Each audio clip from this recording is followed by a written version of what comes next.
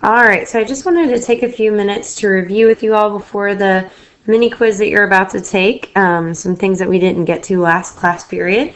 So first, let's go ahead and discuss finding the slopes of the graphed line. So we've got this line over here, right here across.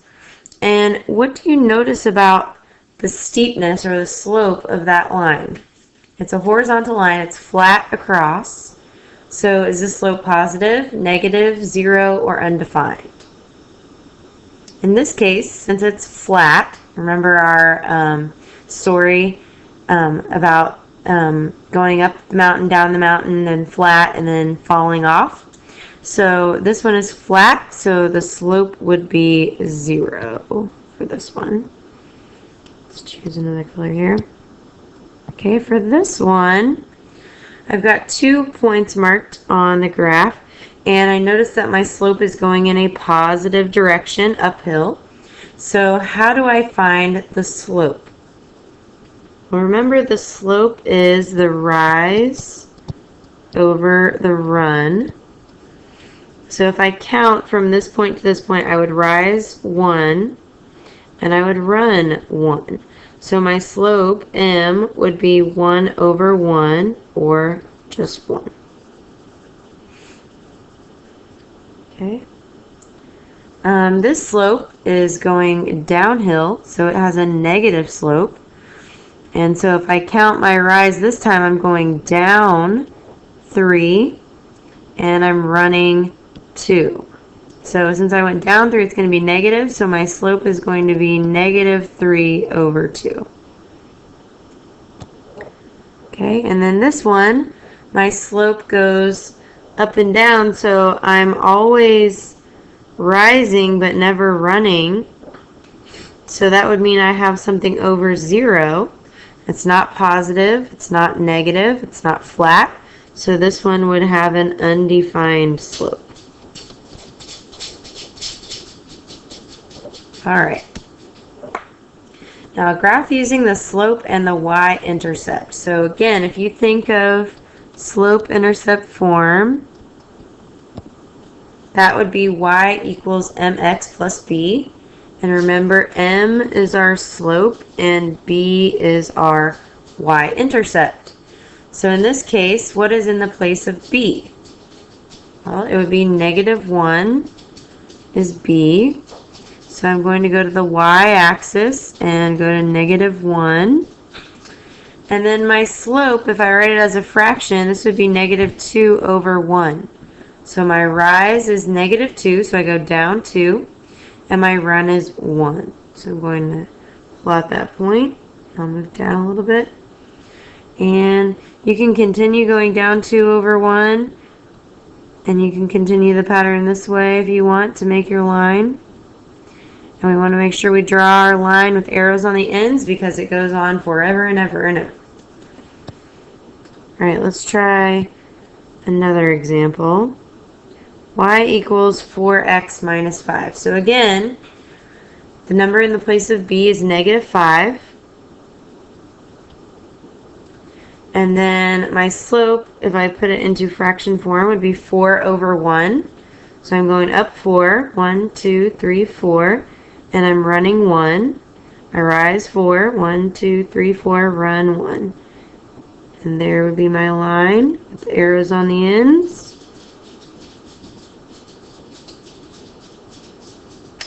Now let's take a look at this one. So we have y equals negative 1/2 x. So this one, if I look at y equals mx plus b and I compare, what number would be in the place of b? Well, in this case, there's no number there. So if I put a 0 here, then my equation would stay the same and I would still have a number in the place of b. So my y-intercept this time is going to be 0. And then my slope is negative. So I'm going down 1 and running 2. And down 1 and running 2. And then I'm going to draw my line.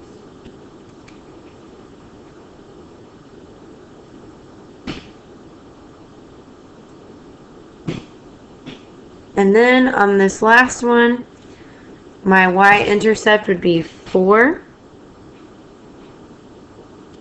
And my slope is 2/3. So I'm going up 2, and then running 3. Rise 2, run 3. And there's my line. Alright. Now this last one says, convert the following equations to slope-intercept form. So think again, what is slope-intercept form? Well, that was y equals mx plus b.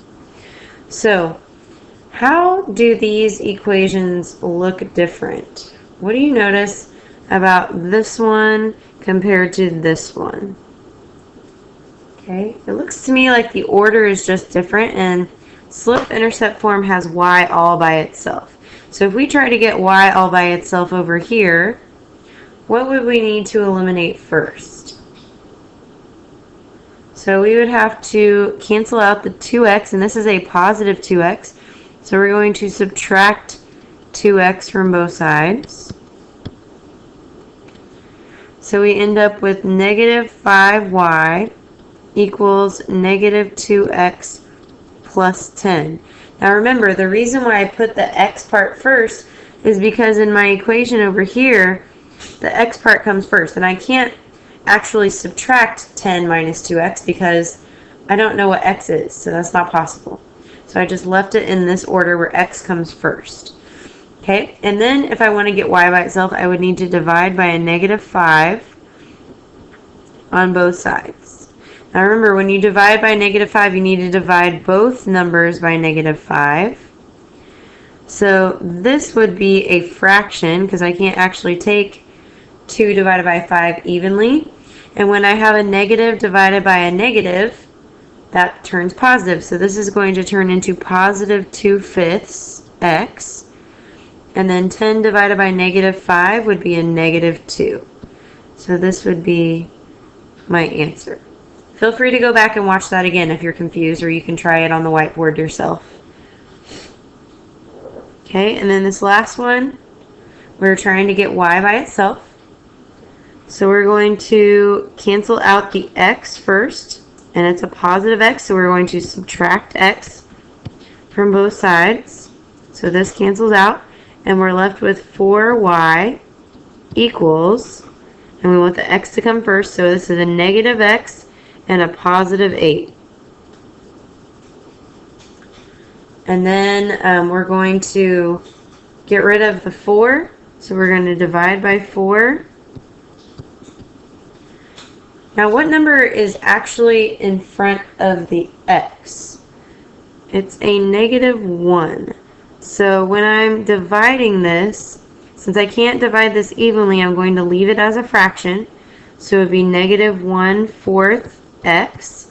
And then 8 divided by 4 would be a positive 2.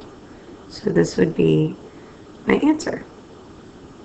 All right, that concludes our review. So good luck on your mini quiz. Thank you.